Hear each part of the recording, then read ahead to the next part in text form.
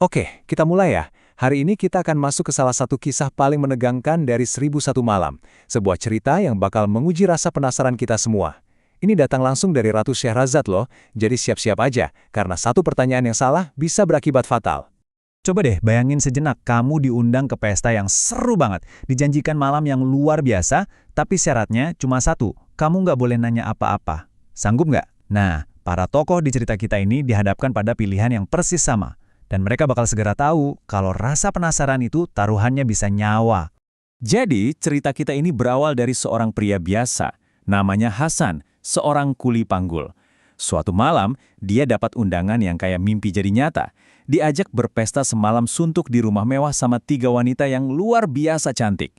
Tapi, yaitu tadi, undangan ini punya satu syarat yang agak aneh. Biar bisa ikut pesta, Hasan harus setuju sama satu aturan mutlak. Dan aturan ini bukan sekedar dibisikkan loh, aturan ini terukir jelas dengan huruf emas di atas pintu masuk.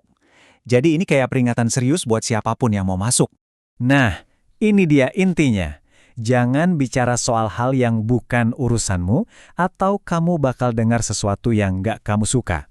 Ini bukan saran, tapi semacam perjanjian yang mengikat semua orang sepanjang malam. Kedengarannya simpel banget kan? Tapi ternyata, ini aturan yang paling susah buat dipatuhi. Pas lagi asyik-asyiknya, suasana lagi hangat, tiba-tiba bel pintu bunyi. Malam yang tadinya terasa private dan menyenangkan ini mendadak bakal berubah jadi panggung buat kejadian-kejadian yang makin aneh dengan datangnya tamu tak diundang. Oke, kita lihat siapa aja yang datang. Kelompok pertama ini aneh banget. 3 pria miskin, penampilannya sama persis, semuanya botak dan buta sebelah mata. Aneh kan?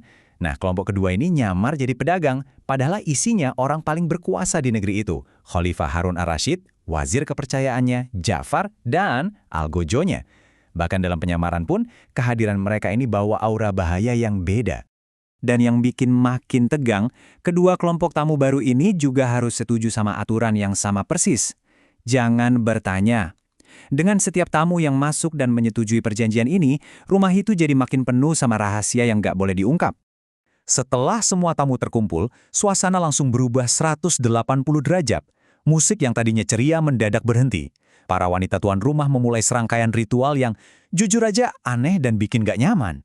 Malam yang harusnya jadi malam hiburan malah jadi pertunjukan misteri yang kelam. Rangkaian kejadiannya ini bener-bener bikin bingung. Pertama, ada kekejaman yang luar biasa. Terus tiba-tiba diikutin sama kasih sayang yang aneh.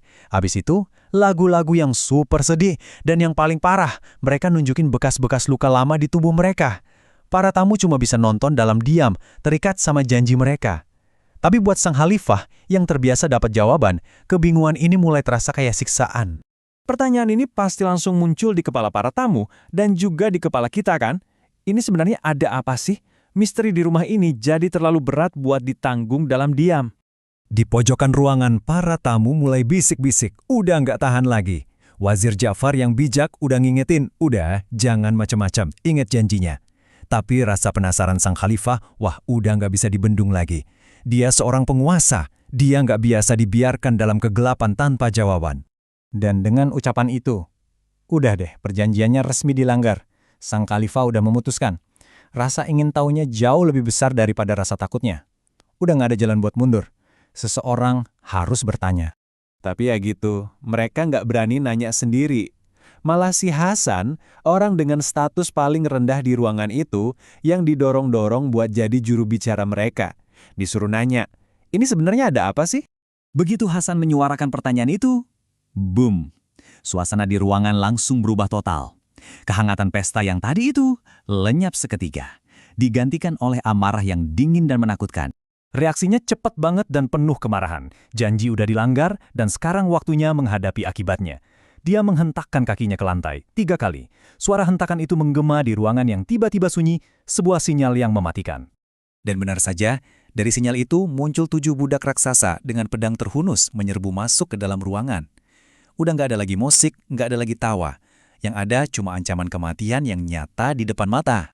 Cuma dalam hitungan detik, nasib mereka berbalik. Dari yang tadinya tamu terhormat, jadi tawanan yang siap dieksekusi.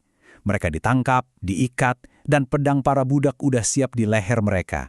Semua ini gara-gara satu pertanyaan.